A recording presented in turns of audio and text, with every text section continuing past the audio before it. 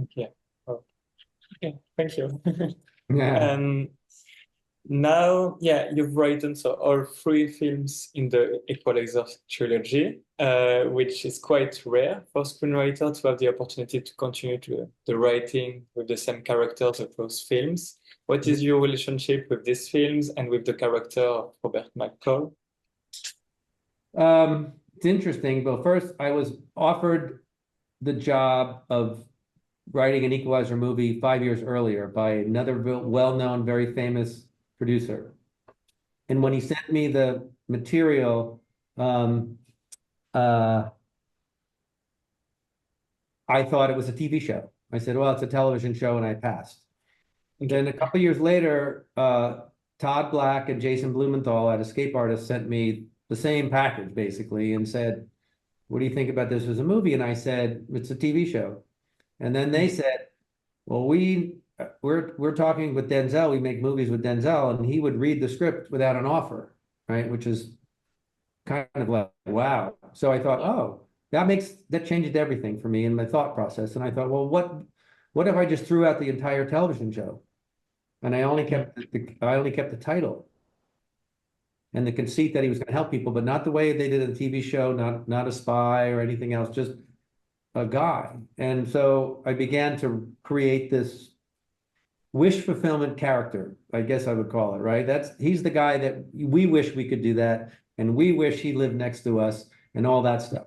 So Yeah. I thought that, and it went through a whole process of development with these producers. Um, much too much to talk about now, but really interesting stuff, and where I threw out 35 pages that they didn't want to throw out because I thought it was the wrong movie in the second act. I said, we're making the wrong movie here. The first hour of this movie is great. The second is Mm. turning into something else. And it ended up being exactly word for word the movie that you see, right? Yeah. But Yeah. Denzel read it, he loved it, he wanted to make it. And then so I started to work with him, and that was my relationship with him. And then Antoine came aboard, and we hit it off right away. And I was there for scouting locations and talking about the scenes and all that stuff and how we're going to do that. And at the Russian room, in the first room, I wrote exactly how you see it, but I never imagined anyone could actually film it. I just thought it's a really cool way to write action in a script, Yeah. because action in a script is boring. So I wrote it in, through his eyes, and things disappear and all that other stuff. They'll never be able to film it, but it's good. It's cool. And he filmed it. He figured it I out. did it. It Yeah. is. So I ended up on the set, and I ended up on on scouts and things, and it was just sort of a team. We became a team. Denzel, Antoine, the producers, and myself. And I think because the first movie tested very well, they immediately ordered a second movie. And Denzel wasn't really keen to do a sequel.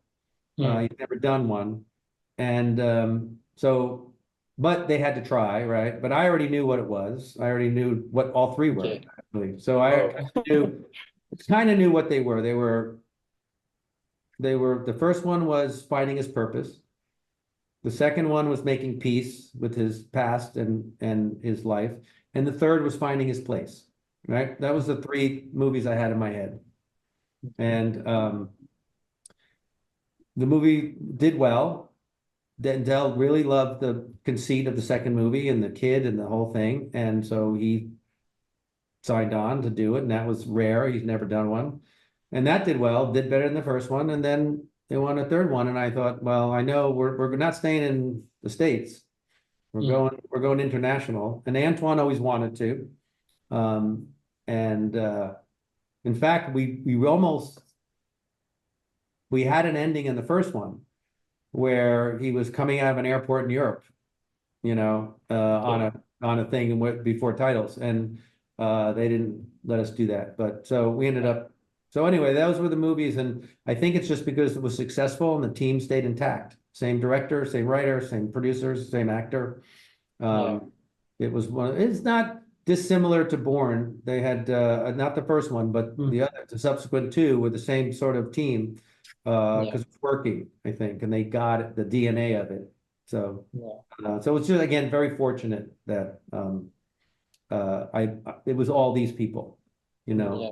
and the relationships And I have with them. So and when you write a character like this through three films, three movies, do you do you want, I don't know, you do you write all history I do. or do you want to follow Yeah, him? I Yeah, wrote his it's backstory and who he is and where he was before we first meet him. okay. And again, another trick, or not a trick, but a thing I learned was, you don't really know his story. There's no really reveal of what happened to his wife, what he did in, as a U.S. government, black op, Yeah, whatever he is. We don't even know what he is. And I yeah, kept that's true. writing it, I kept putting it in the script and I kept moving it because every time I learned about it, I felt the movie deflated. So Mm, until I just pushed it right out of the movie. And I remember at the test screening, they asked about it, and the test audience loved the fact I didn't know, that their mm, imagination was better than yeah, any facts I could have given them. Um, so those are the things I think I like about it is that, he evolved. yeah, He was this guy struggling in the beginning, and then he found his calling, so to speak. yeah, And but it was personal in the second one. It was his only friend that knew him and supported him, and so it was a different sort of thing. While equalizing for a couple other people, and then the third one really became that bullet in the third one. I don't know if you saw it, but when he shot in the third one, that's like the universe shooting him and saying you're going on the mm, wrong, if you're going down the wrong road. yeah, And that thematic of you're where you're supposed to be and becoming part of the fabric of this community, which he's never really had. He was never part of a community. He was kind of a Ronin loner kind of guy. yeah, Uh, uh, because he couldn't do anything else, mm, right? And he had to be yeah, there to recover. Was sort of what I always imagined, like the gift to himself. So he kind of equalized his own life, really, right? yeah, As much as he equalized for the town and protected the town from the mafia guys, it was his town. It was for mm, him. So that was sort of, always my feeling is how I would like this guy to end up is to be happy, you yeah. know, and to find his place again. So I love this the travel of the character, yeah, that you bring it. yeah, it's fun Yeah, to imagine it over several films. You don't have to rush, yeah, you don't have to cram a lot of stuff in. Yeah. that's great. Yeah, and at the beginning you said that if it was a TV show, you didn't want to write it. Why? Because I Well, it was know very in Fr sorry well. in France we have the thing with the television and the cinema and the movie, and it's very I don't know, maybe less now, but at the time it was two different things. And Yes. so I don't know Well, it if it wasn't was so for that. much, yeah, it wasn't so much that, it was that the conceit of the TV show was I meet somebody, I think in the TV show, he put an ad in the newspaper, like if you need help to call me, right? And people call him, and every show he'd meet with somebody, they'd have a problem, and by the end of the show, he'd fix it, right? Yeah. So Okay. how many times can you do that over and over in a movie where I just didn't know how that was the conceit of the show, right? Mm, And I thought, well, I don't know how you repeat this over and over again. What I learned was you did it backwards. So you took the first equalizing sequence, which was the Russians and the young girl, and you see it from beginning to end, mm, right? The second yeah. equalizing sequence was his friend at Home Depot where the cops burned his mother's store.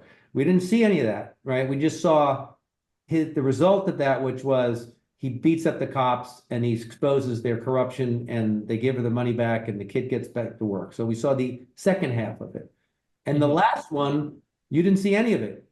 The girl got her ring taken by a robber in the store, and you never saw anything. You just saw him take a sledgehammer, and you saw the ring back in the drawer. So it was like shortening the idea, but the oddly the feeling of the third one was the highest rated one in an audience because the joy of her getting her mother's ring back, they in their imagination knew what he went and did and to get it back. Yeah.